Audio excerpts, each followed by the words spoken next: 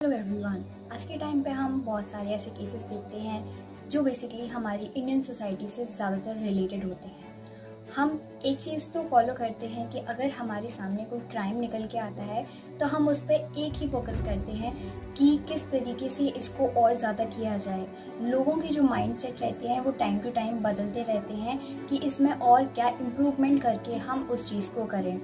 पर हमारे यहाँ पे सबसे ज़्यादा जो इस चीज़ की कमी निकल के आती है वो आपकी लॉ इम्प्लीमेंटेशन की कमी निकल के आती है। हम लोग इतने ज़्यादा केसेस आज के टाइम पे देख चुके हैं, हम लोग इतने ज़्यादा रेप के केसेस देख चुके हैं, हम लोग इतने ज़्यादा मर्डर के केसेस देख चुके हैं, लेकिन क्या इन केस में आपको एक भी केस ऐसा मिला जहाँ पे उनको प्रॉपर पनिशमेंट दी हो?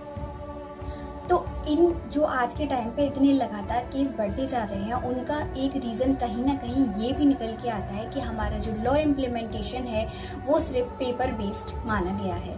यानी कि पेपर के बेस पे जो हमारे रूल्स रहते हैं वो तो बहुत ही ज़्यादा अच्छे से सर्टिफाइड होते हैं, पर जब उनकी इम्प्लीमेंटेशन की बात आती है तब हमारी गवर्नमेंट कहीं ना कहीं लेट कर जाती है।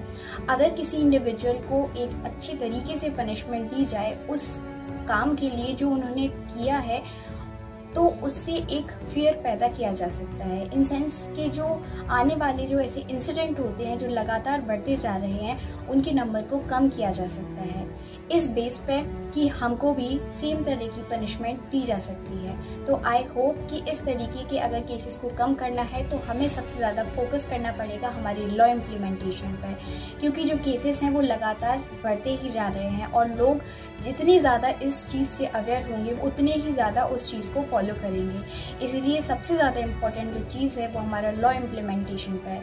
हमारा जो लॉ होना चाहिए वो सिर्फ पेपर बेस्ड ना होके बल्कि एक ग्राउंड रियलिटी के साथ वर्क करना चाहिए। Thank you so much.